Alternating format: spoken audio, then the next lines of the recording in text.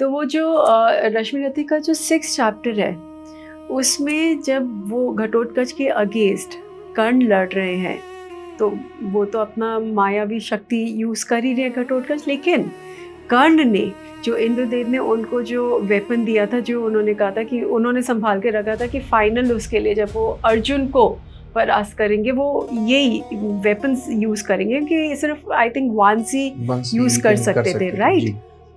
तो उन्होंने वो वेपन अर्जुन की जगह घटोत्कच पर क्यों यूज़ किया? मतलब ही वेस्टेड द वेपन एंड क्या इस वजह से अर्जुन की मौत टल गई? और अगर ऐसा नहीं होता तो क्या ये कुरुक्षेत्र में Arjun would have died and कहानी एकदम ही उल्टी हो चुकी होती? आई मीन ये थोड़ा सा कंफ्यूजन हो जाता है। तो हुआ क्या था कि जब जयद्रथ की डेथ हो गई 14वें दिन, युद्ध के 14वें दिन कुरुक्षेत्र की, तो दोनों की तरफ से ईगोज बहुत ज्यादा हाई थी, युद्ध रुका ही नहीं। रश्मि रथी का या महाभारत का जो है वो कर्ण और अर्जुन के बीच जो युद्ध हुआ था उसका, कि वो कैसा युद्ध था, उसमें क्या एक पक्ष को हम सही और एक पक्ष को गलत बोल सकते हैं?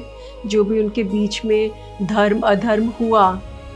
युद्ध के 17वें दिन कर्ण ने पहली बार विजय धनुष का उपयोग किया है। तो एक प्रश्न मेरा भी आपसे रीना जी, कि जैसे हम जानते हैं कि गुरु परशुराम जी ने कर्ण को शिक्षा दी और सारे दिव्यास्त्र प्रदान किए, और गुरु परशुराम की बहुत ही अहम या खास भूमिका रही है कर्ण के जीवन में।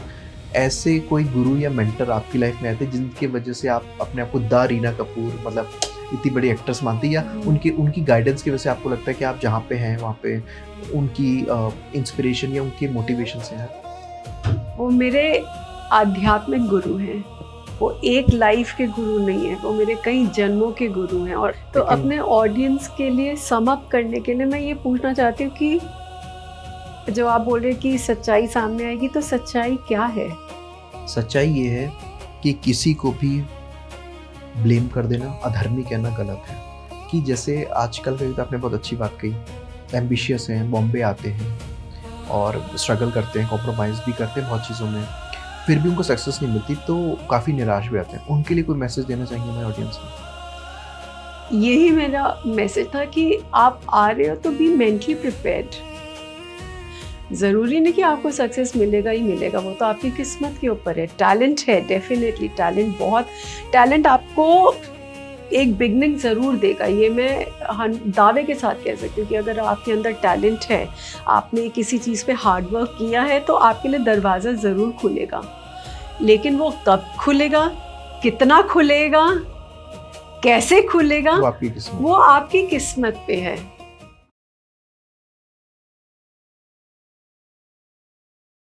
आप लोगों ने हमारा पहला वाला जो पॉडकास्ट देखा, उसे बहुत अप्रिशिएट किया, तो उसी को कंटिन्यू करते हुए हम वरुण जी से फर्दर बहुत सारे जो सवाल हैं वो इनकम्प्लीट रह गए थे, उसके बारे में जवाब जानेंगे।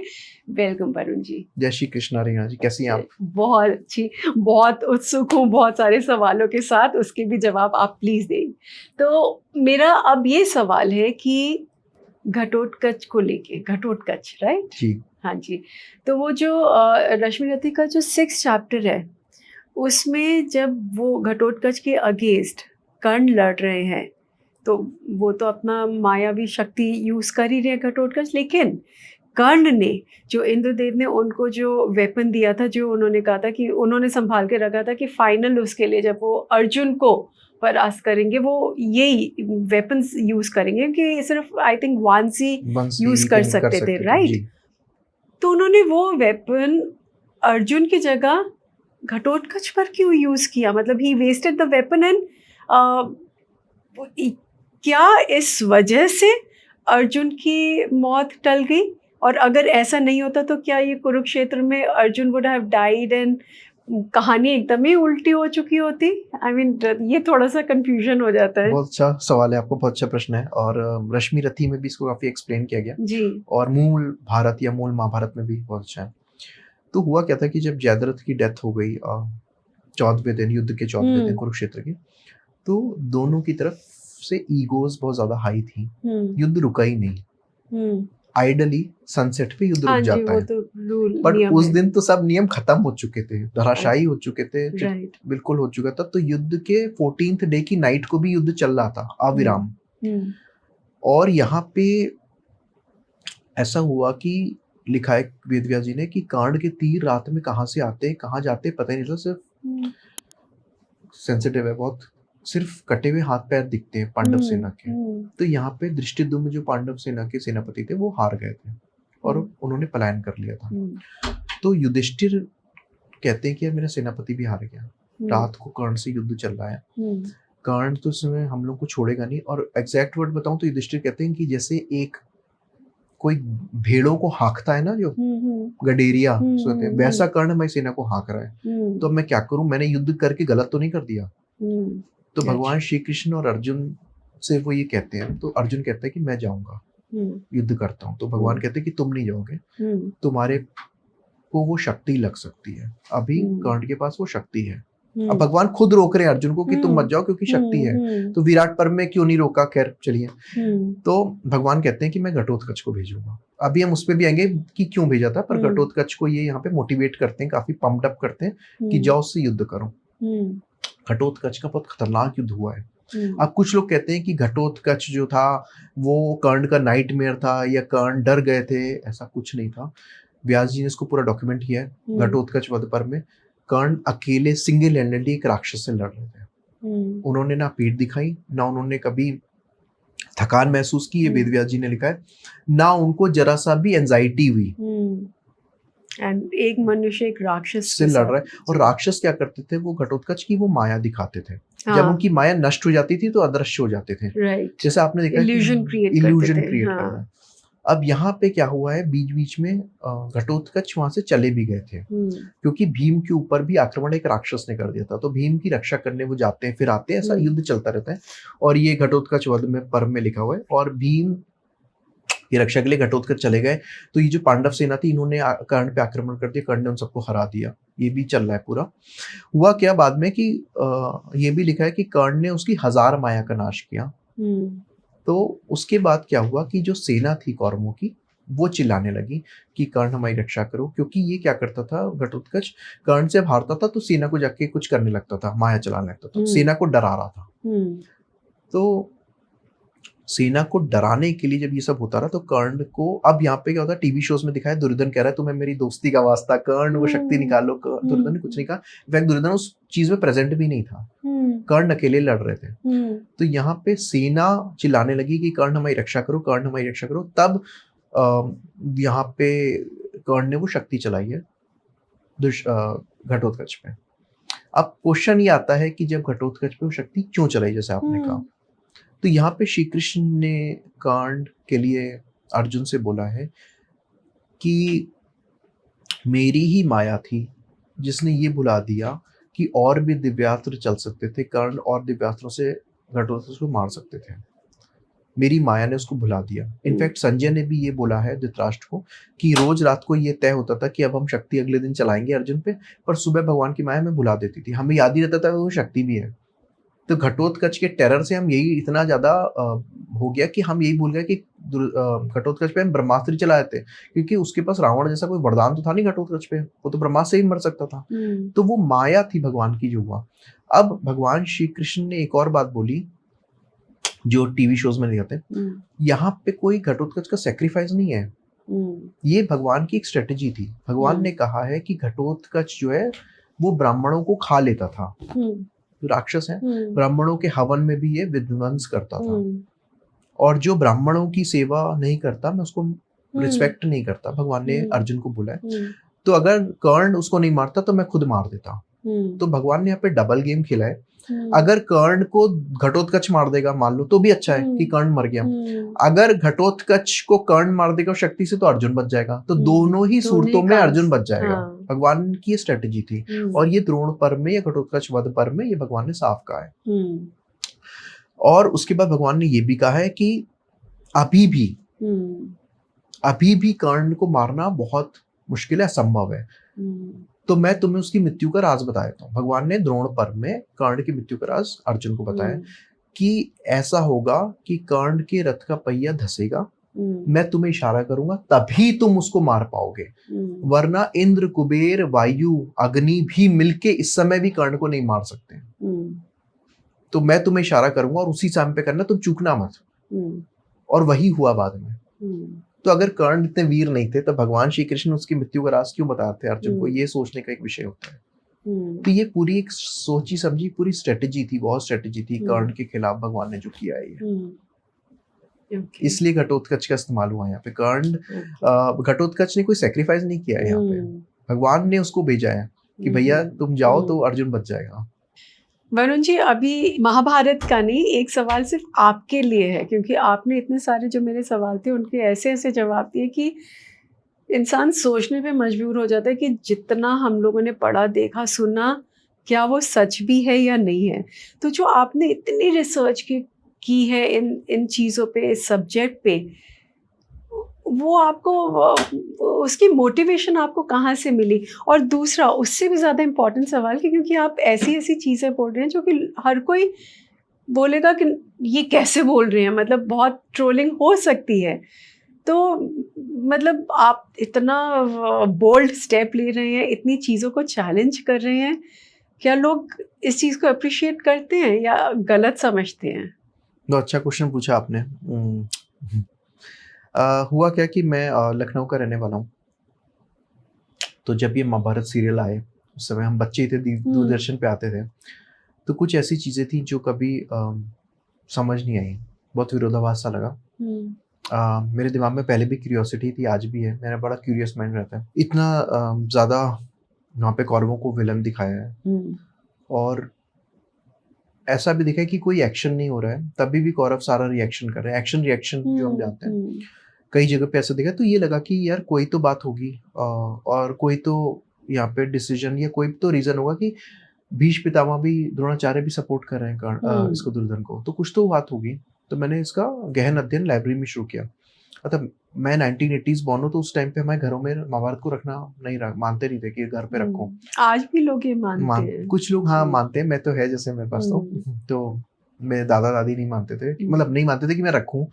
तो मैं लखनऊ की लाइब्रेरी में इसका अध्ययन करता था और उसके बाद ऐसा हुआ कि मुझे अपनी प्रोफेशनल लाइफ से बिल्कुल टाइम ही नहीं मिलता था। पढ़ाई तो मैं थोड़ी बहुत महाभारत की तब भी करता था, लेकिन प्रोफेशनल लाइफ में बहुत बिजी हो गया था। तब कुछ लोगों ने कन्वर्सेशंस इंटरनेट पे करने शुरू किए और उन्होंने बेसिकली विदाउट प्रूफ्स वो कुछ भी बोल देते थे। मैं नहीं कहता कि मैं उनको जज कर रहा था, पर मुझे कहीं ना कहीं उस चीज़ को देख के बड़ा दुख हुआ। सिर्फ ये कह देना कि महाभारत में ऐसा लिखा है, इससे बात नहीं बनेगी। हमारी ऑडियंस बहुत आजकल समझदार है। ये वो जमाना नहीं है कि दूरदर्शन पे आके कोई बोल देगा तो आप मान जाओगे। आपके पास फैक्ट्स हैं, आप फैक्ट्स पढ़ सकते हो। इनफैक्ट लेजिटिमेट पूरी क्रिटिकल एडिशंस भी अवेलेबल हैं नेट पे, तो आप पढ़ सकते हो। मैं ये कहता हूँ कि आप मेरी बातों पे भी विश्वास मत करिए, मतलब मेरी ऑडियंस भी मेरी बात पे विश्वास ना करे। मैं हमेशा कहता हूँ, मैंने जो आपको रेफरेंसेस दिए हैं, आप उन रेफरेंसेस को पढ़िए और अगर आपको लगता है उन रेफरेंसेस में नहीं लिखा तो आप आइए और चैलेंज करिए। और आप मुझसे तो क्वेश्चन पूछते हो कि सर ये आपने गलत बोला, उन लोगों से क्यों नहीं बोलते हो जो लोग रेफरेंस तक तो नहीं देते? अगर मैं सच्चा हूं तो रेफरेंसेस दूंगा। अगर रेफरेंसेस आपको और पॉडकास्ट या कन्वर्सेशन में नहीं मिले तो आप उनके पास क्यों नहीं जाते हो?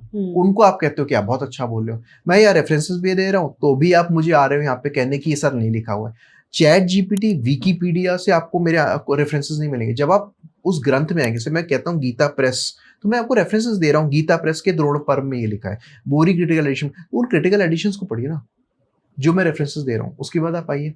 अगर आप टीवी का मुझे रेफरेंस देंगे कि टीवी शो में दिखाया, तो मैं उसके लिए कोई बात देनी, क्योंकि टीवी शो में क्या दिखाते हैं वो उनकी क्रिएटिव लिबर्टी है, वो तो आपसे ज्यादा कोई नहीं जानता। और मुझे ये आश्चर्य होता है कि और जगह जाके वो क्वेश्चन ये नहीं पूछेंगे बड़े बड़े चैनल्स पे, लेकिन मेरे चैनल पे आके जरूर पूछेंगे कि सर ये आपने कैसे बोला। अरे तो मैंने जो बोला भाई उसका रेफरेंस दिया है। इन चीजों की वजह से मैंने सोचा कि क्यों ना महाभारत पे चर्चा हो, खुली चर्चा हो। क्वेश्चन पूछना कोई गलत नहीं है, कौतूहल की दृष्टि से आप कुछ भी जानना चाहते हो तो अच्छी बात है। मैं तो ये मानता हूं कि जानोगे नहीं तो मानोगे कैसे? जब तक आप उस चीज को जानोगे नहीं तो क्यों मानोगे? और मैं यहाँ पे जो भी कन्वर्सेशन करता हूँ उसके लिए मैं कोई स्क्रिप्ट यूज करता हूँ ना, मैं किसी से कोई पैसा लेता हूँ आने का।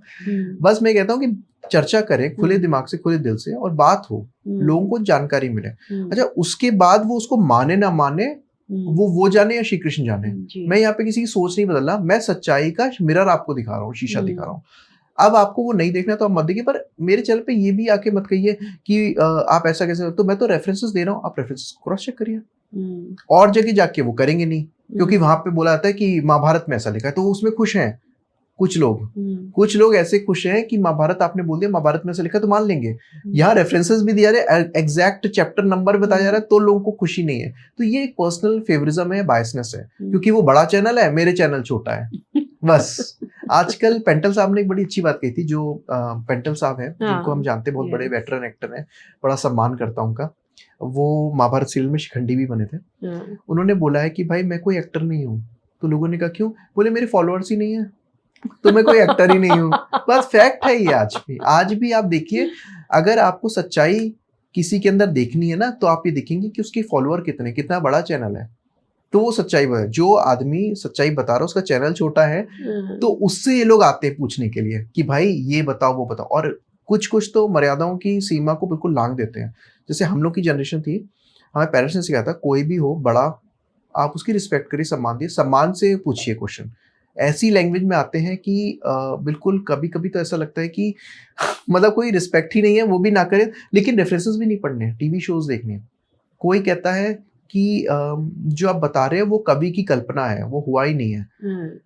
और अगर अर्जुन वही काम कर रहे हैं तो वो वीरता है, कर्ण करता है तो कवि ने बड़ा चढ़ा के लिखा है।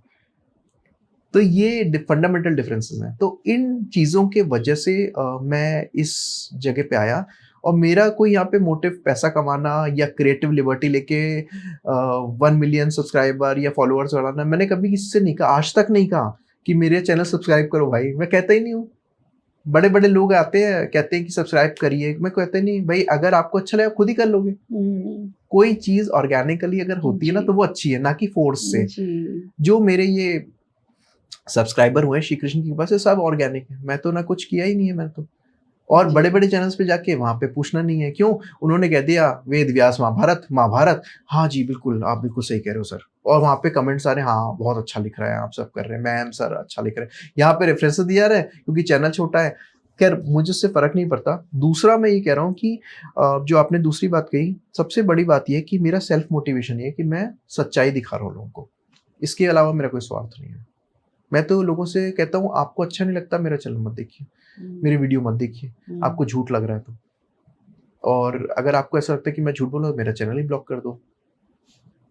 क्यों? क्योंकि मुझे सच्चाई से। क्या देना चाहते हैं? मैं मैसेज ये देना चाहता हूँ मैम रीना जी, कि ग्रंथों को पढ़ें, सनातन धर्म के ग्रंथों को पढ़ें। और शायद कुछ ही लोग ऐसे हैं जो सच में चाहते हैं कि सनातन धर्म के ग्रंथों को पढ़ें, तभी मैं रेफरेंस देता हूँ जी। अगर रेफरेंसेस नहीं दिया रहे, इसका मतलब क्या है कि ग्रंथों को मत पढ़िए, जो मैं कह रहा हूँ उसको मान लीजिए। ये तो गलत है ना जी। बहुत सही बात आपने बोली, क्योंकि 90% लोग आज, अगर मेरा और आपका कोई डिस्कशन हो रहा है, वो बस ये देखते हैं कि अच्छा इस डिस्कशन में ज़्यादा कन्विंसिंग कौन है। ग्रंथ छोड़ दो, इसके ग्रंथ पढ़ने का टाइम किसके पास है, उसमें कहाँ क्या लिखा है छोड़ दो, जहाँ जो भारी पड़ा बस हम उनकी साइड। बिल्कुल। तो वो आप उस धारणा को चेंज कर रहे हैं, विच इज़ अ बहुत बोल्ड स्टेप है।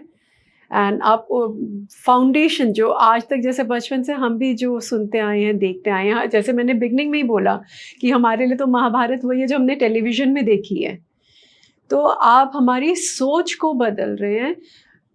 ओवरनाइट तो नहीं बदलेगी, लेकिन आपसे बातचीत करने के बाद चिंतन करने पे मजबूर ज़रूर हो जाएंगे, ये तो मैं आपको कह सकती हूँ। मैं यही कहता हूँ हमेशा कि मेरे को अगर आप अपनी ज़िंदगी के केवल 2 मिनट दे दें, उस पे चिंतन ही करें, मेरे लिए वही बहुत है।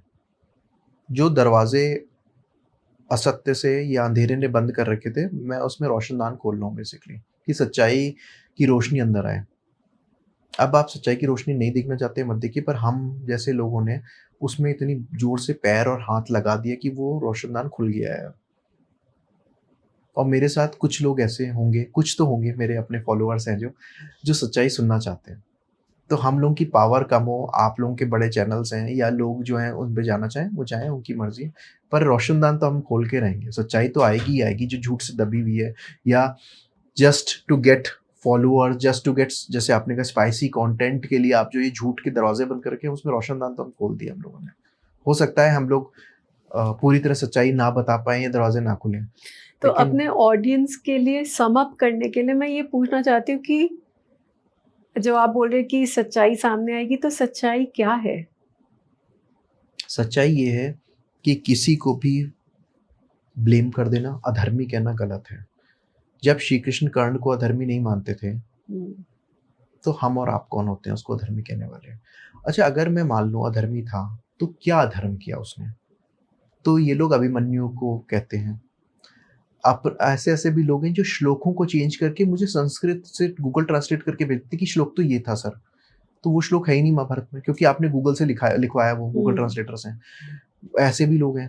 हुँ, दूसरा ये कि अगर उसने द्रौपदी को क्यों बोला, तो वो भी मैंने यहाँ पे बोल दिया कि ऐसा बोला। हुँ। युधिष्ठिर की गलती कुछ लोगों के हिसाब से है ही नहीं, सारी गलती कर्ण की है, ये भी तो गलत नहीं, है। नहीं, वो तो साफ़ है, वो तो युधिष्ठिर खुद माने हैं।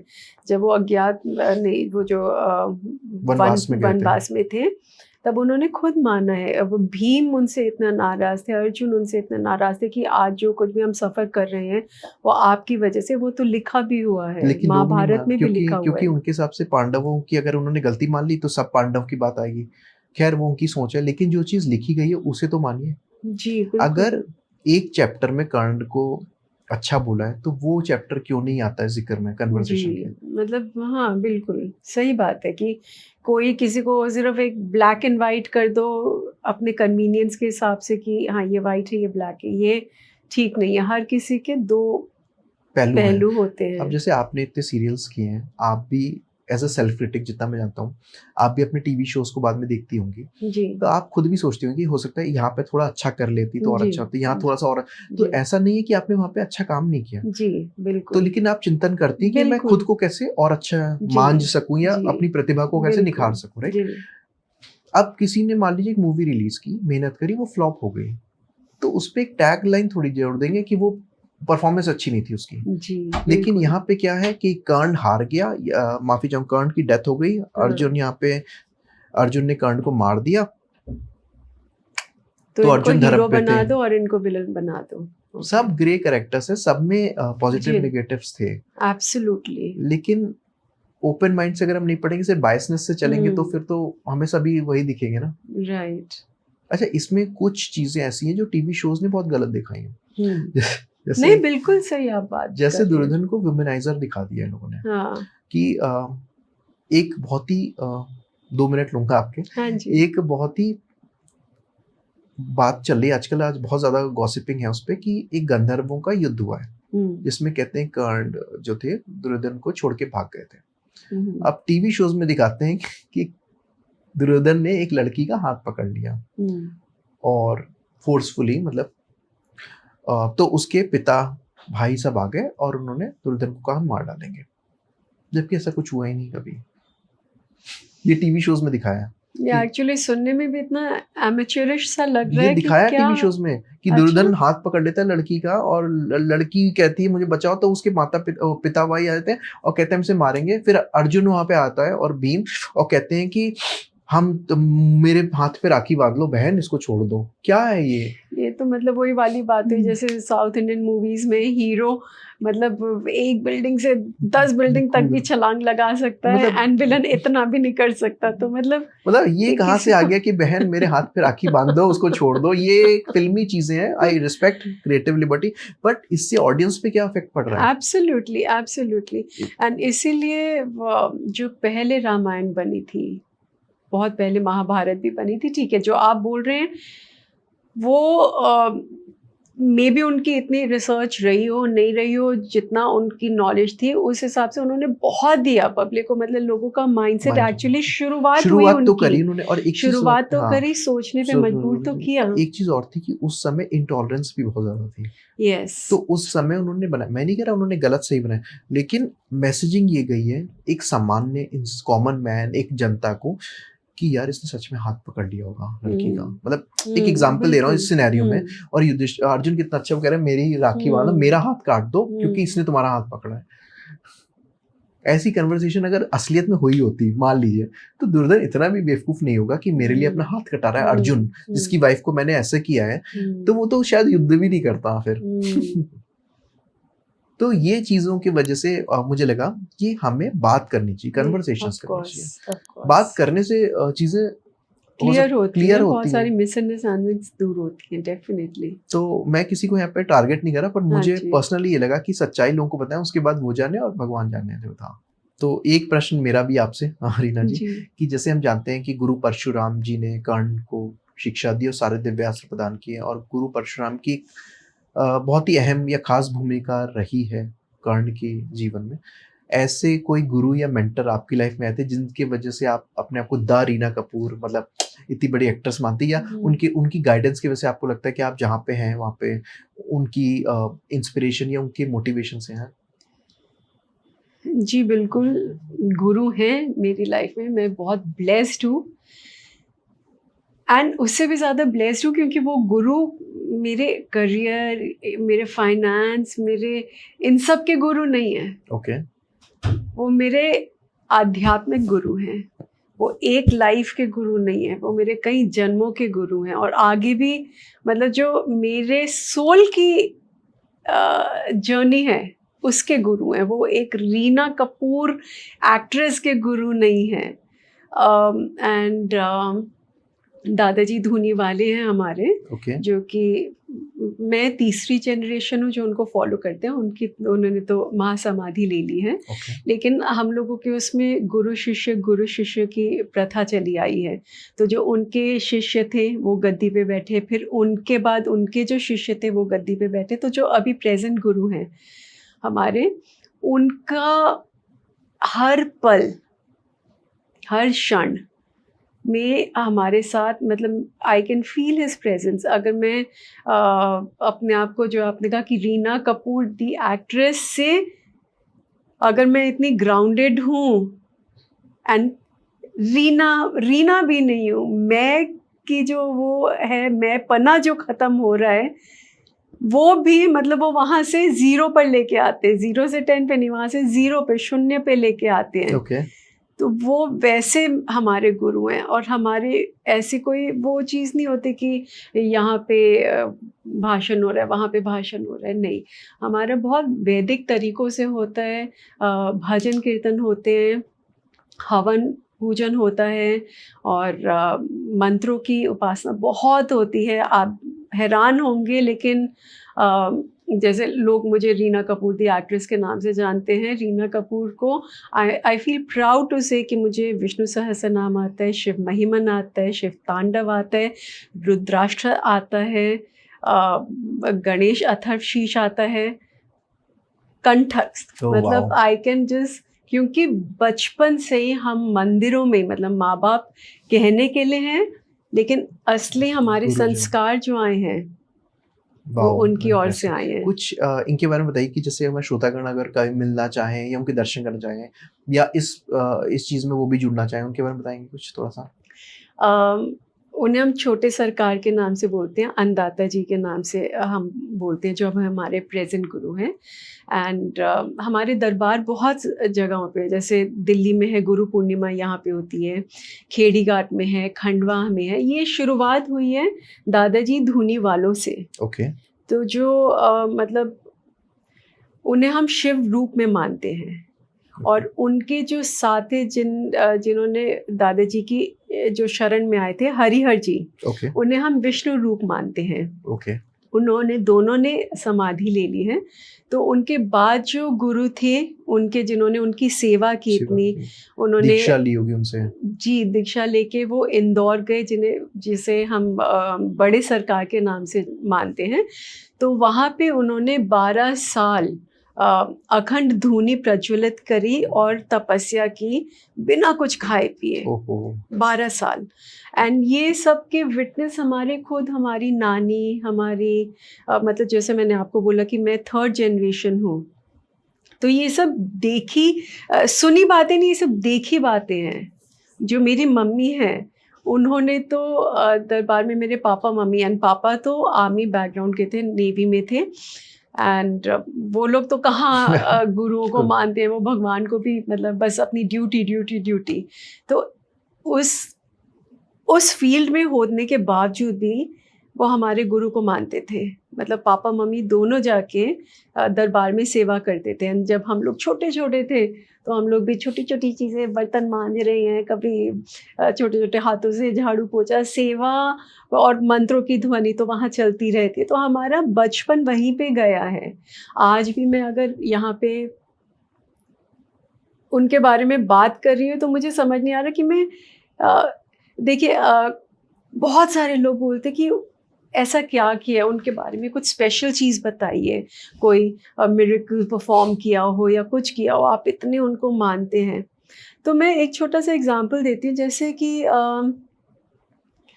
अगर आपके माँ-बाप बहुत महान हैं, बहुत हैं और मैं बोलूँगी मैंने आपके माँ-बाप के बारे में बहुत सुना है, बताइए ना वो उनका आपके साथ क्या रिश्ता है? तो आपके लिए तो वो पापा-मम्मी हैं। नहीं बता वो तो पाएँगे। हर रोज़ ही मतलब आप हर चीज़ में आपका ध्यान रखते कि बेटा तूने ठीक से पहना नहीं, बिल्कुल। खाया, खाया-पिया नहीं। आप उनके सामने हो ना हो लेकिन आपकी प्रोटेक्शन वो कर कर रहे रहे हैं। हैं। और वो फीलिंग है, वो फीलिंग जो है, फीलिंग आप किसी और को नहीं समझा एक्सप्रेस नहीं कर सकते। सकते। वो ही फीलिंग हमारे गुरुजी की हमारे मतलब कितनी बार उन्होंने हमारी रक्षा की है। ये दिखता भी है रीना जी, क्योंकि आपका जी। फ़ोन आया जब बॉम्बे में से, और आपकी खुद की भी नॉलेज महाभारत को लेके बहुत अच्छी है, और आपने रश्मि रथी भी पढ़ी दिनकर जी। सर की, दिनकर जी की, तो बहुत अच्छा लगा। इसीलिए मुझे लगता है अब यहीं से वो कनेक्शन बना है कि महाभारत और रामायण का या दिनकर जी 100% का। वहीं से बना होगा क्योंकि मेरा झुकाव, मेरी रुचि अध्यात्म की तरफ बहुत है। मुझे भजन ही आते हैं, सिर्फ़ भजन ही करती हूँ। तो जो कुछ भी है मेरा सब कुछ जो हम लोग बचपन से देखेंगे, वो ही बोलेंगे, वो ही सुनेंगे, वो ही करेंगे, तो वो ही है। एंड इसीलिए बहुत लोग आप मेरे को किसी भी पार्टी में नहीं पाएँगे, कितनी बिल्कुल, फ़िल्मी मैंने कभी पार्टीज़ ऐसा आपका जी। कोई गॉसिपिंग र्यूमर सुने भी नहीं आपके लिए, जी, क्यों? वो इसीलिए क्योंकि मुझे उनके अलावा कोई बात करनी नहीं आती है। उनके अलावा या हमारे जो इतनी अच्छी कन्वर्सेशन हो रही है, वो इसीलिए क्योंकि मेरी रुचि है। बिल्कुल, और आपने इसीलिए बुलाया और मैं आया भी, जी, तो ये था। लेकिन बहुत अच्छा लगा ये बात आपने कही, बिल्कुल, और कभी सौभाग्य हुआ तो मैं भी उनके दर्शन ज़रूर करूँगा। बहुत। जी, ज़रूर। तो वरुण जी, आज का मेरा आखिरी सवाल है, मोस्ट इम्पोर्टेंट। आप समझ ही गए होंगे क्योंकि मोस्ट इम्पोर्टेंट रश्मि रति का या महाभारत का जो है वो कर्ण और अर्जुन के बीच जो युद्ध हुआ था, उसका कि वो कैसा युद्ध था? उसमें क्या एक पक्ष को हम सही और एक पक्ष को गलत बोल सकते हैं? जो भी उनके बीच में धर्म-अधर्म हुआ, उसके ऊपर थोड़ा-सा आप रोशनी डालेंगे तो बहुत अच्छा लगेगा। अ, बहुत ही अ, बड़ा टॉपिक है ये, कोशिश जी, करूँगा बिल्कुल, समेटने है के तो लिए। सही लेकिन जानना चाहते हैं। तो युद्ध का 17वाँ दिन, कुरुक्षेत्र युद्ध का 17वाँ दिन, कर्ण पर्व पढ़ सकते हैं, मैं रेफ़रेंस दे रहा हूँ, कर्ण पर्व में है ये। और युद्ध के 17वें दिन कर्ण ने पहली बार विजय धनुष का उपयोग किया है, हुँ, विजय धनुष का। अब कर्ण के पास ये धनुष परशुराम जी का था, विजय धनुष, जो कि बहुत ही पुरातन था, लिखा है ये वेद व्यास हुँ, जी ने। और इसकी जो डोरी थी बहुत ही मोटी और चौड़ी थी, हुँ, जिसको हम प्रत्यंचा भी कहते हैं। अच्छा हुआ क्या, एक बार मैंने डोरी बोला ताकि लोगों को समझ में आए, और मैंने दोनों बोला, डोरी भी और प्रत्यंचा भी। तो हुँ। लोग कहते हैं आप इसे डोरी क्यों बोल रहे हो, प्रत्यंचा क्यों नहीं बोल रहे हो? तो मैंने कहा मैं सामान्य लोगों को समझाने की हाँ, कोशिश कर नहीं रहा हूँ। क्योंकि आप मुझे प्रत्यंषा बोल दो मुझे भी समझ नहीं आता। तो जो कर्ण की विजय हाँ, धनुष की डोरी और प्रत्यंचा मैं दोनों बोल देता हूँ, हाँ, वो बहुत ही ज़्यादा चौड़ी थी और मोटी थी। हाँ, तो उसने राजा शल्य उसके जो थे हुँ, उसके सारथी बने थे। हुँ, राजा शल्य को ये बोला है कि आज मैं विजय धनुष का इस्तेमाल पहली बार करूँगा इस युद्ध में, हुँ, और अब मैं अर्जुन को आज मार डालूँगा। अब थोड़ा-सा अगर हम पीछे चलें, और थोड़ा-सा बड़ा टॉपिक है ये, तो इस युद्ध के 17वें दिन की क्या सुबह। मैं एक सवाल पूछ सकती हूँ जी इससे पहले कि जी भूलूं, आपने बोला राजा शाल्य उनके वो सारथी थे। सारथी थे, तो जो मैंने पढ़ा उसमें वो कदम-कदम पे कर्ण को डिस्करेज करते हैं बहुत, मतलब युद्ध से पहले किसी का मोरल डाउन करना, वो क्यों था? वो हमेशा मैं सवाल सोचती रहती थी कि वो साइड तो इनके थे, सारथी इनके थे, इनकी ओर से युद्ध लड़ रहे थे, फिर भी अपनी टीम को क्यों कोई हराना चाहेगा? ऐसा क्यों हुआ था? बहुत अच्छा प्रश्न है और इतनी अच्छी आपकी अपब्रिंगिंग है और इतनी अच्छी आपने दीक्षा पाई है, तब भी ऐसे आप क्वेश्चन पूछ सकती हैं। इसी पे आ रहा था मैं भी असल में। अच्छा, तो मैं इसी सॉरी। नहीं, अच्छा किया और अच्छा लगा क्योंकि मेरे मन में भी यही था बचपन में, जो हमने मूवीज़ देखी, टीवी शोज़ देखे, यार ये तो इनकी तरफ है, ये अपने पल्ले को खराब क्यों कर हुँ, रहे हैं?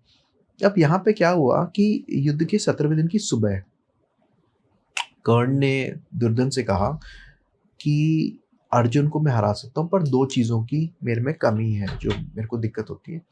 एक तो क्या होता है कि कर्ण के धनुष के जो बाण थे वो खत्म हो जाते थे और अर्जुन के धनुष के बाण खत्म नहीं होते थे। हुँ, और दूसरा ये है कि मेरे पास कृष्ण जी जैसा सारथी नहीं है कोई। हुँ, ये 2 कमियाँ हैं। कृष्ण उनको बचा के ले जाते हैं, हुँ, सारथी का काम है बचाना। हुँ, तो यहाँ पे पहली चीज़ के लिए दुर्योधन ने बहुत ज़्यादा यहाँ पे रथों का इंतज़ाम किया, जिसमें भरे पड़े थे हथियार, जिसे एम्यूनेशन कहते हैं, हुँ, हथियार, तीर, हुँ, तलवार हुँ, सब भरे हुँ, हुए थे। उसने कहा ये रथ तुम्हारे साथ चलेंगे। हुँ, अब कृष्ण जी का सब्स्टिट्यूट तो कोई हो ही नहीं सकता, हुँ, तो उसने कहा राजा शल्य हैं जो कि कुशल सारथी हैं हुँ, और वो तुम्हारे लिए सही है।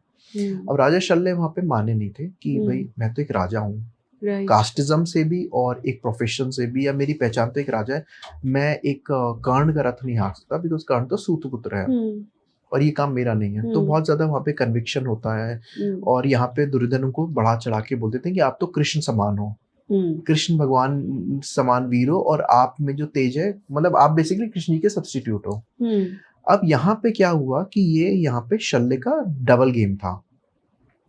राजा शल्य जो थे वो नकुल सहदेव के मामा जी थे। हुँ, तो उनको पहले ही युधिष्ठिर ने बोल दिया था कि किसी दिन ये आपकी सहायता की ज़रूरत पड़ेगी, तब आप इनको डबल क्रॉस कर देना। बेसिकली तब आप इनको धोखा दे देना हुँ, और अर्जुन की आपको रक्षा करनी है। हुँ, तो राजा शल्य ने उस दिन यही किया कि उन्होंने पूरे टाइम पे, जैसे आपने कहा, कर्ण को डिमोटिवेट करते रहे। हुँ, ऐसा समझिए कि आपका बहुत इंपॉर्टेंट शूट है, अ, आप पीछे बैठे हैं, ड्राइवर गाड़ी चला रहा है, हुँ, आप ड्राइवर से कहते हैं यार मैं स्क्रिप्ट पढ़ रही हूँ, हुँ, रिहर्सल कर, मतलब हुँ, एक एग्जांपल दे रहा हूँ, हुँ, लेट मी कंसंट्रेट, पर हुँ, ड्राइवर आपको बीच-बीच में पोक कर रहा है तो आपका शूट अच्छा नहीं जाएगा क्योंकि आपको हुँ, टाइम नहीं मिला हुँ, कंसंट्रेशन का। हुँ, उस दिन वही हुआ है।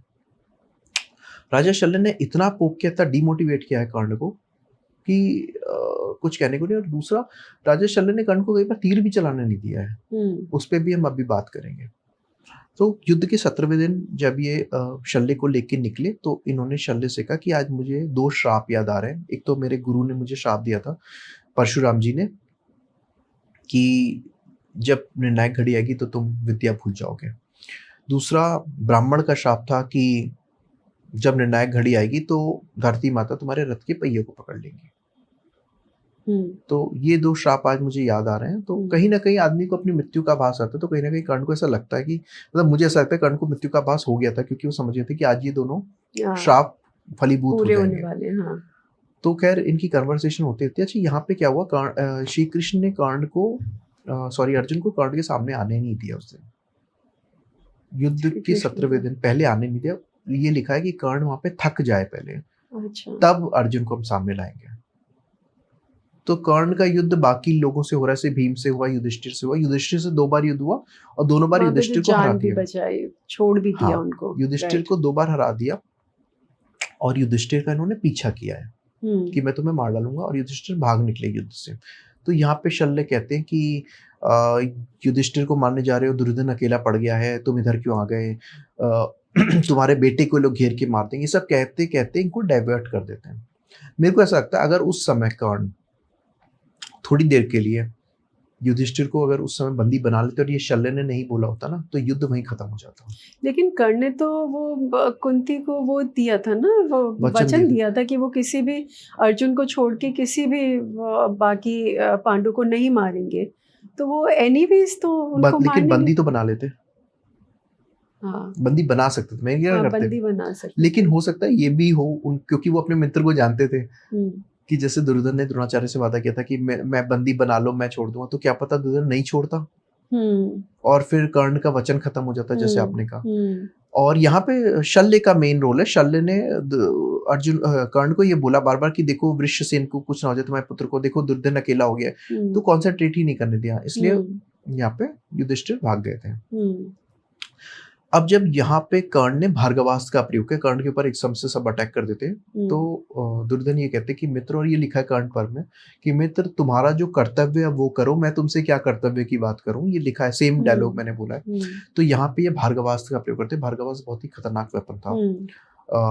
तो भार्गवास्त्र का जब प्रयोग करते हैं तो उसमें से करोड़ों अरबों तीर बाहर आते हैं और पांडव सेना का नाश होने लगता है। अब पांडव सेना ये कहती है कि अर्जुन हमारी रक्षा करो, हमें बचाओ, पर अर्जुन वहां पे नहीं बचाते अपनी सेना को। अर्जुन कहते हैं कि बिल्कुल कर्ण रथ को हाँकते हुए बिल्कुल महाकाल ऐसा लग रहा है, और अगर इंसान जिंदा रहेगा तो ही युद्ध कर पाएगा,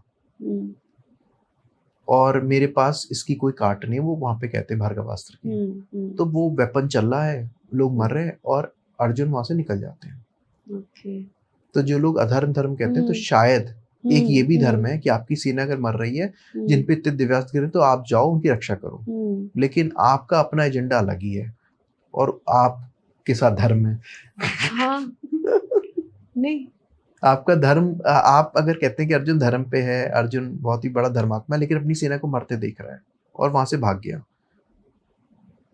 वहां से पलायन कर गया, तो ऐसा इंसान जो अपनी सेना की रक्षा नहीं कर पा रहा, उसको आप धर्म कह रहे हो। और जो कर्ण ने धर्मानुसार अपने कवच कुंडल दिए, वो धर्मी हो गया। खैर, लोगों के माइंडसेट है। तो जब ये वापस आते हैं, अर्जुन आते हैं वापस, तो यहाँ पे कर्ण अर्जुन का युद्ध शुरू हो जाता है। तो कर्ण पे अर्जुन अग्नियास्त्र, अब मैं एग्जैक्ट वेपन्स का नाम इस पॉडकास्ट में दूंगा आपको, जो लिखा है। तो सबसे पहले अर्जुन ने अग्नियास्त्र का प्रयोग किया है, जिससे लिखा है कौरव सेना की पोशाकें, मतलब ड्रेसेस जलने लगती हैं। तो कौरव सेना की तरफ से कर्ण यहाँ पे वरुणास्त्र का प्रयोग करते हैं, जिससे बहुत तेज बारिश हो जाती है और पूरे अग्नियास्त्र खत्म हो जाता है। वरुणास्त्र के बाद जो अर्जुन ने वायुवास्त्र का प्रयोग करते हैं, जिससे एक इतनी तेज वायु आती है कि सारे बादल उड़ जाते हैं। और आनंद सागर जी ने बहुत अच्छा दिखाया, कृष्णा में सारे अस्त्र दिखाए। तब हमें लगता था, जब हमने सीरियल्स देखते थे छोटे थे, कि इतने बड़े बड़े वेपन्स चल रहे हैं, ये था भी है, ये ट्रिक फोटोग्राफी है, तो ये चले हैं, ये वेपन्स वहां पे चले हैं। अब यहाँ पे अर्जुन महेंद्रास्त्र, जो इंद्र भगवान का वेपन था, महेंद्रास्त्र का प्रयोग करते हैं, और कर्ण उनको भार्गवास्त्र से नष्ट या निष्फल कर देते हैं। अब कुछ लोगों ने एक चीजें शुरू करी अपने पॉडकास्ट में कहना, या कम्युनिटी में, कि जो भार्गवास्त्र एक फेक वेपन था, ऐसा कोई वेपन एग्जिस्ट नहीं करता। अच्छा। तो सबसे मेरा एक प्रश्न है कि जो महेंद्रास्त्र को खत्म कर दे वेपन, वो फेक कैसे हो सकता है? अगर वो फेक था तो आप महेंद्रास्त्र की भी जो कांति है उसको धूमिल कर रहे हो, जो उसकी भी इंसल्ट है कि भगवान इंद्र का वेपन महेंद्रास्त्र चलाओ, उसको खत्म कर रहे हो। दूसरा ये है कि ये जो डॉक्यूमेंटेशन है, ये कर्ण ने नहीं लिखा, कर्ण ने महाभारत नहीं लिखी है, दुर्योधन ने महाभारत नहीं लिखी है, लिखी किसने? वैशंपायन जी ने बताई है, और वेद व्यास ने इसको डॉक्यूमेंट किया। तो जो डॉक्यूमेंटर है ना, वो सच्चाई ही लिखेगा अनबायसली। अगर वहां भार्गवास्त्र नहीं होगा तो नहीं लिखेंगे। कई ऐसे तीर चले जिनके नाम नहीं है, क्योंकि उनके नाम थे ही नहीं। तो ये बहुत समझना चाहिए हमारी ऑडियंस को। अब यहाँ पे क्या होता है कि भीम का रथ अर्जुन के पास होता है, तो भीम अर्जुन से कह रहे हैं कि अर्जुन, ये तुम क्या कर रहे हो? तुम्हारे सारे अस्त्र कट रहे हैं, तुम कर क्या रहे हो यहाँ? और श्री कृष्ण भी कह रहे हैं, अर्जुन तुम्हें हो क्या गया यहाँ पे? तो यानी कि कर्ण का कहीं ना कहीं पल्ला भारी हुआ, तभी श्री कृष्ण और भीम कह रहे हैं। अब ये अर्जुन क्या करता है कि ब्रह्मास्त्र का प्रयोग करता है, कहता है मैं आपकी अनुमति से ब्रह्मास्त्र चलाऊंगा। अब यहाँ पे क्या होता है कि कर्ण के पास इतना शौर्य था कि वो ब्रह्मास्त्र को भी साधारण बाणों से खत्म कर देता है। अब ये सोचने का एक विषय है जो लोग नहीं मानते। वेदव्यास जी ने लिखा है, सामान्य बाणों की झड़ी लगा के ब्रह्मास्त्र तक उसने निष्फल कर दिया, इतनी पावर कर्ण के पास थी। तो कर्ण ने जो अर्जुन का ब्रह्मास्त्र वो नॉर्मल एरो से खत्म कर दिया था। क्योंकि जब आप पूजा पाठ करते हैं, अपने मंत्र करते हैं, तो मंत्र की शक्ति वो होती जो आपके अंदर की शक्ति है। जितनी शक्ति से आप किसी बाण का संधान करेंगे, जितनी शक्ति से आप मंत्र बोलेंगे, उतनी पावर आएगी। मानते हैं? तो ये वो चीज है कि ब्रह्मास्त्र तो मिल गया, लेकिन वो इंटेंसिटी नहीं थी। अच्छा, अब यहाँ पे कहते हैं, लोग ने कहना शुरू किया कि ब्रह्मास्त्र का वर्जन छोटा था, बड़ा था। भाई यहाँ पे कोई गोली नहीं थी कि 600 mg की गोली खाली, 1000 mg गोली। ब्रह्मास्त्र ब्रह्मास्त्र ही है। वहां पे वेदव्यास ने नहीं लिखा, भगवान ने लिखा है अति तेज में ब्रह्मास्त्र का प्रकट हुआ। अति तेज में, कहीं वहां पे ये नहीं लिखा है छोटा ब्रह्मास्त्र बड़ा। क्यों छोटा ब्रह्मास्त्र? 600 mg की कोई गोली हुई, 1000, ऐसा नहीं होता। अस्त्र तो अस्त्र है। तो वहां पे जब अर्जुन का वो भी खत्म हो जाता है तो श्री कृष्ण कहते हैं कि अर्जुन एक काम करो, मेरा सुदर्शन ले लो और इस पे चला दो, क्योंकि तुम्हारे तो अस्त्र कट रहे हैं, तो ब्रह्मास्त्र भी खत्म हो गया।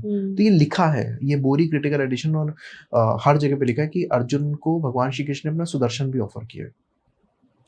अब यहाँ पे क्या होता है कि जब युद्ध चलने लगता है, ऐसे शुरू होने लगता है, तो यहाँ पे कर्ण की जो तरकश थी उसमें एक तीर था जो नागास्त्र था।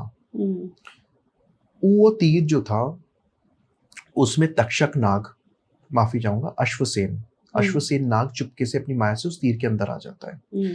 अश्वसेन वो था जिसके माता पिता को, खानदान को खांडव वन में अर्जुन ने मार दिया था, जला दिया था। तो वो बदला लेने के लिए माया से उसके तीर में आ जाता है। अब यहाँ पे क्या होता है कि कर्ण को नहीं पता होता कि ये मेरे तीर में ये बैठ गया है अश्वसेन आके। वो चलाने के लिए शुरू करता है। तो यहाँ पे डीमोटिवेट करने के लिए शल्य कहते हैं कि तुमने गलत संधान किया हुआ है, अर्जुन के सर के ऊपर से तीर निकल जाएगा। अब लोगों ने क्या शुरू किया?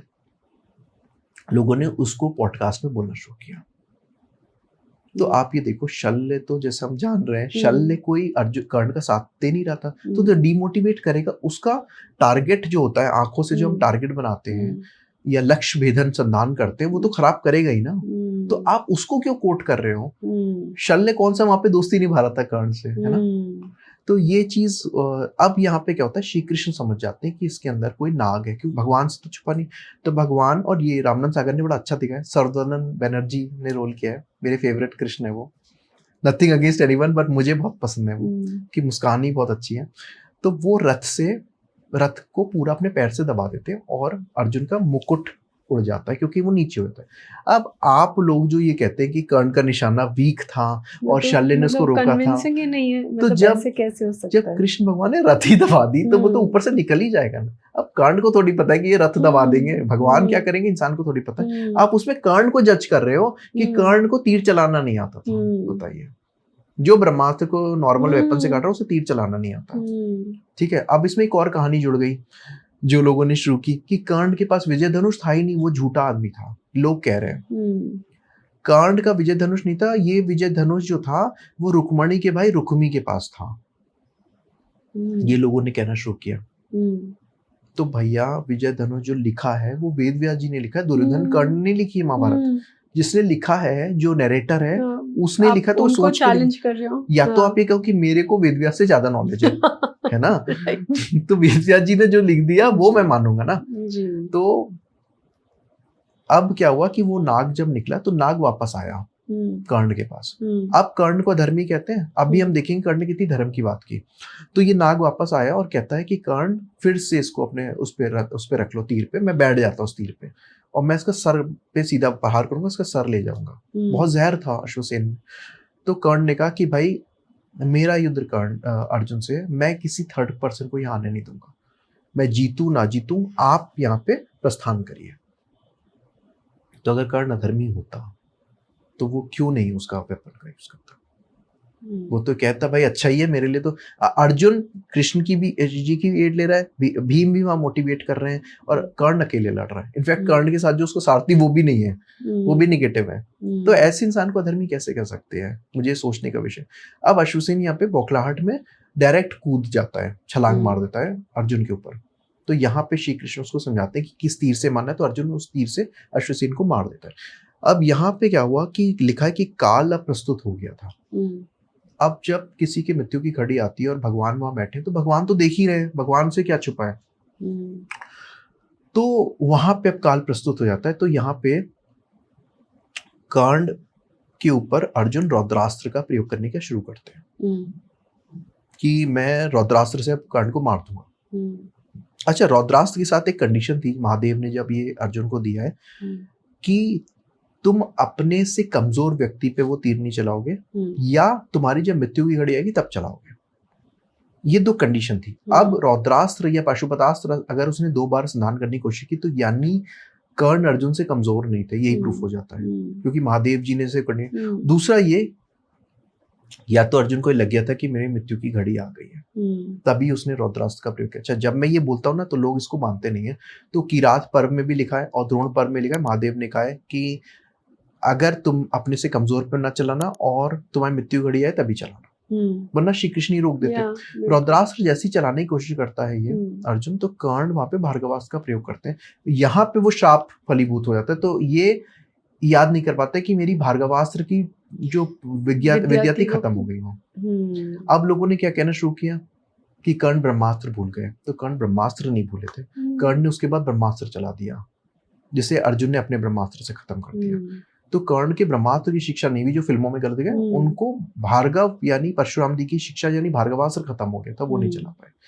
अब यहाँ पे क्या हुआ, दूसरा शाप आ गया कि कर्ण के रथ का पहिया फंस गया। जी, मैं ये पूछना चाह रही थी। हाँ जी। अब कुछ वर्जन्स में ये लिखा है, क्रिटिकल एडिशन में कुछ वर्जन में ये लिखा है, और इसे दिनकर जी ने भी बहुत अच्छा अंकित किया है कि अर्जुन ने उसकी रथ को टारगेट करके उसकी रथ को डिस्ट्रॉय किया है, इसलिए उसका रथ जाके फंस गया। धरती माता को तो श्राप था ही, जैसे वो क्या श्राप था कि किसी दिन जब तुम्हारा निर्णायक घड़ी होगी तो मैं तुम्हारे रथ के पहिए को धरती माता पकड़ लेंगी। पर क्यों श्राप था? हुआ क्या था कि जब ये कर्ण भगवान परशुराम के आश्रम में जाके शिक्षा ले रहे थे, और ये शांति पर्व में भी लिखा है, तो यहाँ पे ये प्रैक्टिस करते, इनसे गलती से धनुष विद्या की प्रैक्टिस में एक गाय की बच्चियां मर गई थी। अच्छा। तो उस अग्निहोत्र ब्राह्मण ने, अग्निहोत्र नाम था उसका, अग्निहोत्र ब्राह्मण ने श्राप दिया कि जब तुम्हारा निर्णायक घड़ी आएगी तो धरती माता तुम्हारे रथ के पहिए को पकड़ लेंगे। ये लिखा है। इसमें एक दंत कथा भी ऐड हो गई, क्योंकि लोगों को लगा एक ब्राह्मण धरती माता का श्राप कैसे दे सकता है। तो एक कथा ऐड हुई कि जब कर्ण एक बार अपने रथ से जा रहे थे तो रथ की टक्कर एक छोटी बच्ची पे लग गई। वो एक घी ले जा रही थी एक छोटे से पात्र में, मिट्टी के घड़े में, वो घड़ा टूट गया। तो कर्ण के पास इतनी ताकत थी कि उसने अपने हाथ से मिट्टी दबा के घी वापस निकाल दिया, इतनी ताकत कर्ण में थी। तो बच्ची ने कहा कि नहीं, मुझे ये घी नहीं चाहिए, मेरे को बाजार का घी नहीं चाहिए, मुझे यही घी चाहिए। इसीलिए कर्ण ने वो दबा के मिट्टी से घी निकाला। तो धरती माता ने ये बोला कि तूने जैसे मेरे वक्षस्थल को दबाया है, मैं भी तेरे रथ के पहिए को दबाऊंगी, तब तुझे पता चलेगा किसी को ऐसे अकारण दबाना क्या होता है। ये भी दंत कथा ऐड हो गई फिर। अच्छा। और यहीं पे उसका यही श्राप की वजह से उसका रथ का पहिया जो था वो धस गया। अच्छा। अब यहाँ पे क्या हुआ, जो फिल्मों में दिखाया था, और ये मेरा प्रश्न अपने फादर से था बचपन में, कि मैं अपने पापा से पूछा जब ये दूरदर्शन पे आती थी महाभारत, कि शल्य क्यों नहीं उतरे, कर्ण क्यों उतर रहा है, सारथी का काम है ना ये रथ से उतर के ये सब करना। तो पापा ने यही कहा था मेरे, जो लिखा भी था, कि सारथी थे ही नहीं ना शल्य, तो वो क्यों उतरते। और उनका मोटिव क्या था कि युधिष्ठिर ने जो कहा है वहां अर्जुन की रक्षा करना, तो वो नहीं उतरे। दूसरी बात, ये एक और चीज है जो हमें महाभारत में देखने को मिलती है, उस कंसेप्ट का नाम है चक्र रक्षक, यानी इंग्लिश में व्हील प्रोटेक्टर। तो जो बड़े बड़े सेनापति वीर होते थे, इनके व्हील प्रोटेक्टर्स होते थे। ये लोग क्या करते थे कि अपनी रथ को उनकी रथ के साथ लेके चलते थे। जैसे भीष्म पितामह के व्हील प्रोटेक्टर दुशासन थे, कर्ण के व्हील प्रोटेक्टर उसके 9 पुत्र थे जो कि मर चुके थे। उसके बाद और योद्धा वहां पे थे, उन सबको अर्जुन ने कर्ण पर्व में मार दिया था। तो बेसिकली व्हील प्रोटेक्टर्स का काम 2 होता था कि जैसे आप धनुर्विद्या धनुष चला रहे हो तो पीछे से कोई तलवार ना मार दे, क्योंकि सेना तो लड़ रही है। दूसरा, अगर आपका रथ खराब हो गया तो अपना रथ वो दे देते थे आपको, ताकि आप युद्ध करते रहो। आप पैदल युद्ध नहीं कर सकते हो ना, कोई तलवार मार दे, सैनिक कुछ कर दे, तो आप रथ पे युद्ध करोगे। और एक शान भी है आपकी रथ पे, और सबसे बड़ी बात है एक मोबिलिटी भी है आपकी ना, कि वो हो जाता है। तो इसलिए वहां पे जब कर्ण ने उसको निकालने की कोशिश की तो वो निकला नहीं। तो गीता प्रेस में ये लिखा है कि कर्ण में इतनी पावर थी कि जब उसने जोर लगाया, इतने झटके से निकाला, तो साते द्वीप समेत ये पूरी धरती उसने 4 उंगल उठा ली थी, पूरी धरती हाथ में आ गई थी, उठ गई थी कर्ण के उस शक्ति से। इतनी कर्ण में फिजिकल पावर थी, क्योंकि गीता प्रेस में लिखा है। और लोग इसको नहीं मानते तो गीता प्रेस कर्ण पर्व को पढ़ सकते हैं। तब भी वो रथ का पहिया नहीं निकला क्योंकि श्राप था। अच्छा, कुछ लोग कहते हैं इतनी ताकत थी तो निकला क्यों नहीं, तो भाई श्राप होता है। श्राप तो भगवान को भी, भगवान ने भी स्वीकार किए हैं, तो वो चीज वहां पे हो गई। अब कर्ण ने सोचा मैं क्या करूं, तो कर्ण ने अर्जुन के ऊपर एक बाण चलाया। अच्छा, एक चीज मैं बताना भूल गया, जो कर्ण ने ऐसा कार्य उस दिन किया जो कोई नहीं कर पाया। कर्ण ने एक एक करके गांडीव धनुष की 11 प्रत्यंशाएं या डोरियां अर्जुन की काट दी थी। गांडीव धनुष की प्रत्यंशाएं काटना, वो भी अर्जुन। तो जो लोग कहते हैं कि कर्ण वीक था, तो अर्जुन ने वो तीर अपने पास आने ही क्यों दिए? भाई ये तो धनुर्धर का काम है ना कि अपनी डोरी को, अपने धनुष की रक्षा करना। तो वो धनुष को आने क्यों दिया और उसकी 11 डोरियां कट गई। उसमें 100 डोरियां थी या प्रत्यंशाएं थी, उसमें 11 कर्ण ने काट दी थी। तो कर्ण ने जब एक वेपन चलाया वहां पे, उस तीर का वेपन का नाम नहीं है, तो अर्जुन के हाथ से गांडीव छूट गया और अर्जुन को चक्कर आने लगा। ये लिखा है। कर्ण ने सोचा यही मौका है, मैं अपने रथ के पहिए को अब खींच लेता हूँ क्योंकि इसे चक्कर आ रहा है। तो कर्ण ने उसके चक्कर आने में उसे मारा नहीं, वो मार सकता था वहां पे भी, और लोग इस बात को नहीं मानते। तो कर्ण ने रथ के पहिए को जब खींचना शुरू किया, तब भगवान श्री कृष्ण ने अर्जुन को मोटिवेट करने के लिए बोला कि भाई अब इसको मारो। याद है मैं तुम्हें द्रोण पर्व में कहा था। और यही बात जो है दिनकर जी ने रश्मि रथी में बोली है कि यहाँ पे मोटिवेट उसको किया है। अब जो क्रिटिकल एडिशंस हैं उनमें ये लिखा है कि, और जो लोग कोट करते हैं कि श्री कृष्ण कर्ण को अधर्मी बोल रहे हैं, तो भाई वो क्यों बोल रहे हैं? क्योंकि उन्हें अर्जुन को मोटिवेट करना है तीर चलाने के लिए। उस समय वो अर्जुन कर्ण की तारीफ थोड़ी करेंगे। भाई तीर चलाना है, मारना है, तो उसको गुस्से में दिलाना है। तो उनको वहां पे बोलते हैं कि अभिमन्यु की याद दिलाते हैं और चीजों की याद दिलाते हैं। तो भैया अगर वो समय धर्मी नहीं बोलेंगे उसको, तो वो तीर नहीं चलाएगा ना, उसको तो मोटिवेट करना है, पम्प अप करना है। तो यहाँ पे रश्मि रथी और क्रिटिकल एडिशन में थोड़ा फर्क है।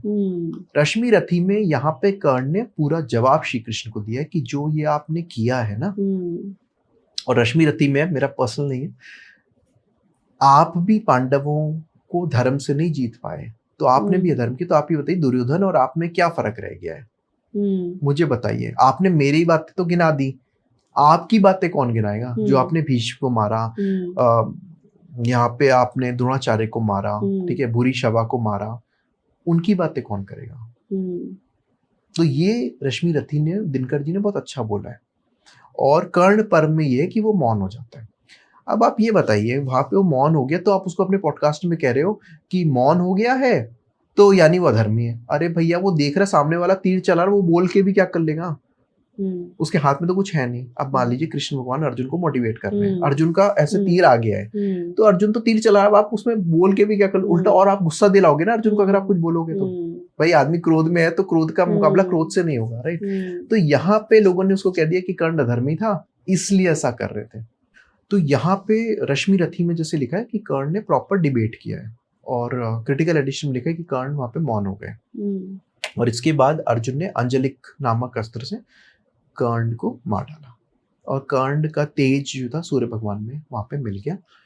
और रश्मि रथी में ये भी लिखा है कि युधिष्ठिर को बदलता है, युधिष्ठिर बहुत दुखी है, कृष्ण भगवान भी दुखी कि ऐसा इंसान मर गया, और युधिष्ठिर तो खासकर दुखी है क्योंकि उनको बाद में बदलता है क्योंकि भाई की डेथ हो गई। तो ये बहुत ही करुणाजनक और बहुत ही अच्छे से दिनकर जी ने बताया है। मैं एक प्रश्न आपसे पूछना चाहता था कि जैसे हम लोग, जैसे देखा हमने कर्ण की जिंदगी को भी देखा कि कई बार दो राहे पे कर्ण भी खड़े थे।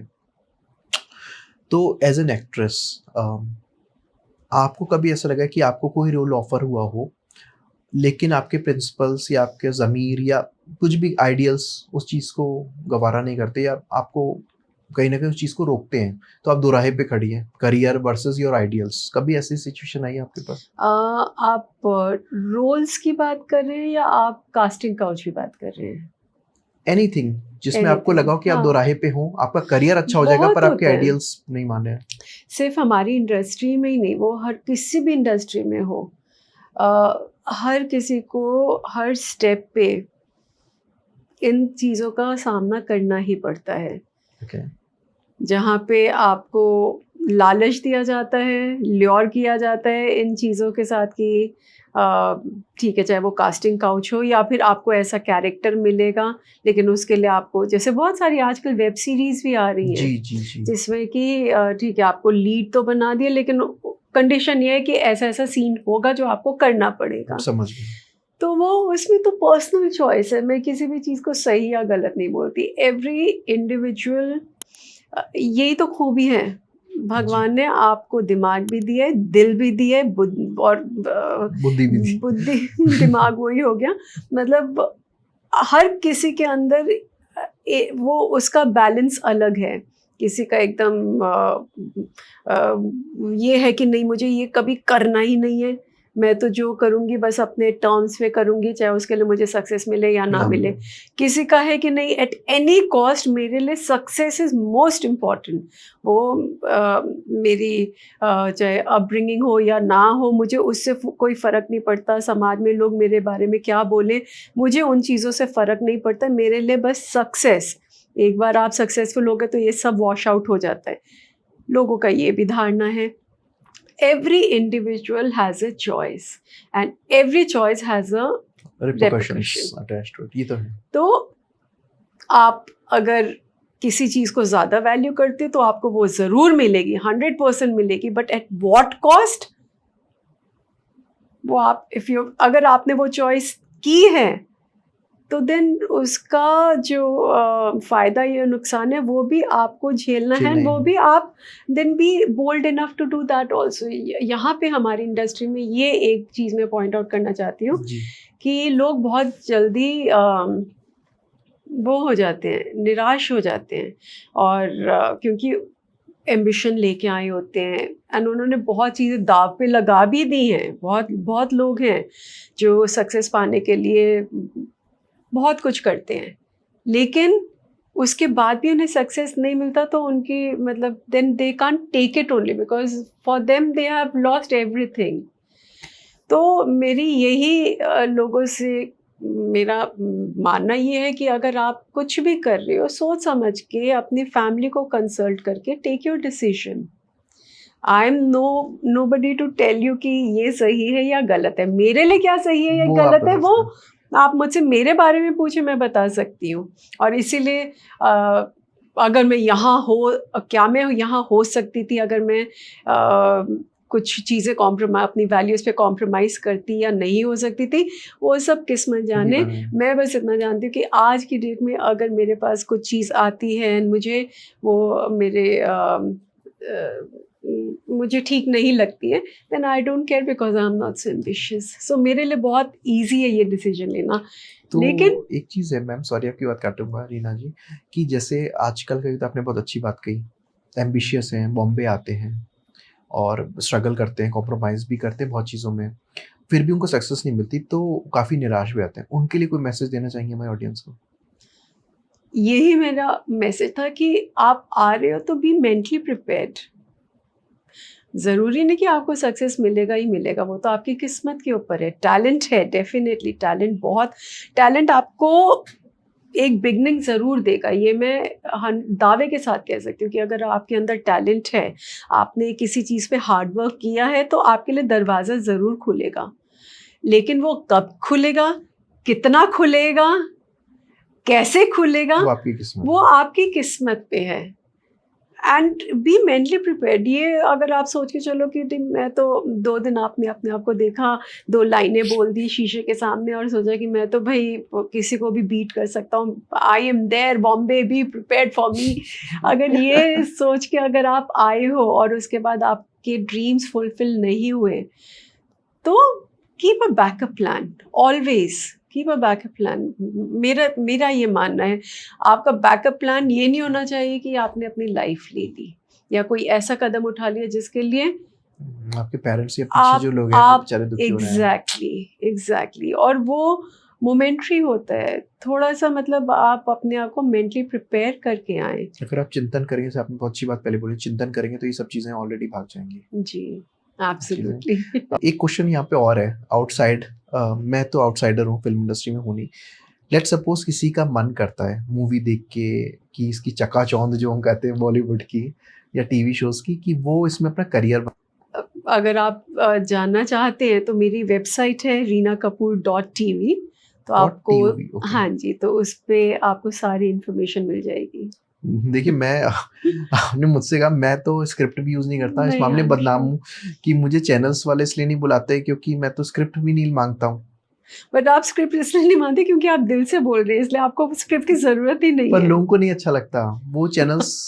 कई चैनल ने मुझे बुलाया और वो कहा कि सर वही बोलिएगा जो हम आपको देंगे, वो मुझसे हुआ नहीं।